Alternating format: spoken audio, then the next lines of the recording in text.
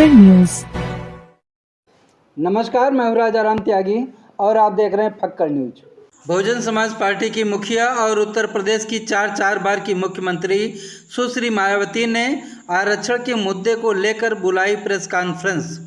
इस press conference में पत्रकारों के सवालों का निर्भीकता से दिया जवाब। आरक्षण के वर्गीकरण को लेकर बताया भाजपा व कांग्रेस की साजिश। सुश्री मायावती के इस प्रेस कॉन्फ्रेंस से घबराए प्रधानमंत्री नरेंद्र मोदी हटे पीछे। देखिए क्या कहा मायावती ने। नहीं, उसका खिलाफत इन्होंने नहीं किया। वो पूरा उन्होंने तो बल्कि इस मामले में वो ऐसी दलीलें रखते रहे कि जिससे माननीय सुप्रीम कोर्ट को ये फैसला देने में उनको और मदद मिल गई।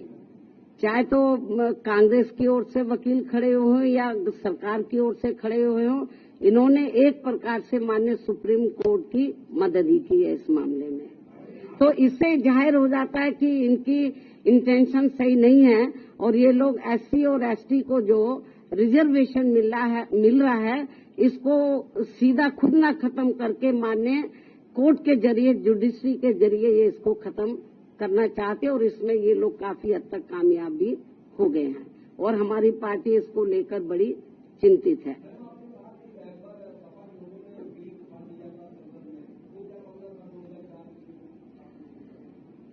जो एससी एसटी का पदोन्नति में जो आरक्षण का मामला था तो वो लगभग खत्म सा हो गया था। उसको प्रभावी बनाने के लिए हमारी पार्टी ने उस समय सेंटर में कांग्रेस की सरकार थी, उनके ऊपर दबाव बनाया कि आप इसमें संशोधन विधेयक लाइए और पदोन्नति में आरक्षण को पुनः प्रभावशाली बनाया जाए। जब ये बिल लाया गया तो कांग्रेस नहीं चाहती थी कि एससी एसटी वर्गों के कर्मचारियों को पदोन्नति में आरक्षण का लाभ मिले। तो कांग्रेस उस समय पावर में थी, तो कांग्रेस और बीजेपी खुद ना आगे आकर उन्होंने समाजवादी पार्टी के जो सांसद हैं उनको आगे किया और उनकी मिली भगत से उन्होंने इस बिल को फाड़ा और इस बिल को पास नहीं होने दिया और अभी तक ये बिल पास नहीं हुआ है।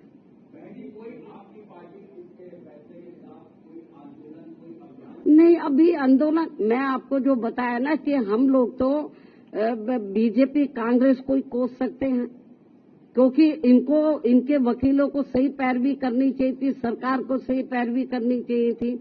हमने माननीय सुप्रीम कोर्ट से मीडिया के माध्यम से हमने उनसे अपील की है आज कि वो अपने इस फैसले पर पुनर्विचार करें, इस फैसले को बदले, वरना इस देश में जो करोड़ों दलित और आदिवासी समाज के लोग हैं तो जिनको अपने पैरों पर खड़े करने के लिए परम पूज्य बाबा साहब डॉक्टर अम्बेडकर ने जो इनको आरक्षण की सुविधा दी थी, यदि ये खत्म हो गई तो बड़ा मुश्किल हो जाएगा। और जो लोग ये कहते हैं कि एससी में या एसटी में जो जातियां मजबूत हर मामले में आर्थिक तौर पर मजबूत हो गई हैं, तो उसमें से मैं समझती हूँ मुश्किल से 10 या 11% लोग ही मजबूत हो गए होंगे, बाकी 90% लोगों की हालत तो बहुत ज्यादा खराब है।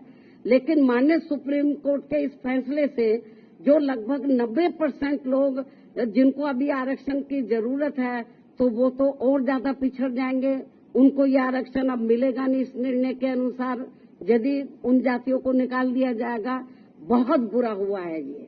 और केंद्र और जबकि बीजेपी को चाहिए, वो अपने आप को कहते हैं कि हम एससी एसटी समाज के हिमायती हितैषी हैं, उनको चाहिए पहली बात तो इस केस की पैरवी उनको सही तरीके से करनी चाहिए थी, उन्होंने नहीं की।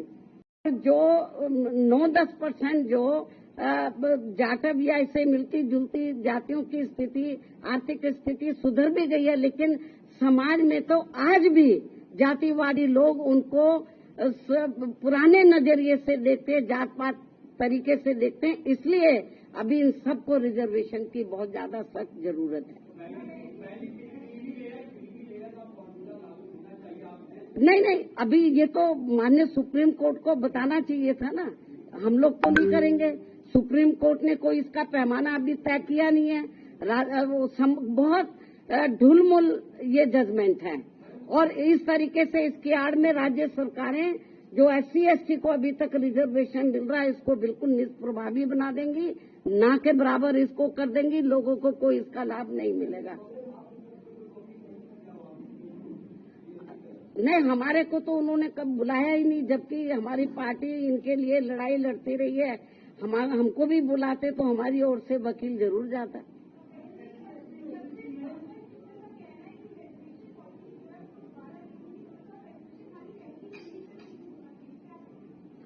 भाई मैं आपको बताया कि ठीक है, आप आर्थिक नहीं, जो SC/ST के लोग हैं इनको जो रिजर्वेशन मिला है, जो शैक्षणिक, सामाजिक और आर्थिक गैर बराबर हैं, इस आधार पर मिला। तो सामाजिक जो दृष्टिकोण है इन वर्गों के मामले में वो अभी लोगों का बदला नहीं है, इसलिए इनको अभी रिजर्वेशन मिलना बहुत जरूरी है।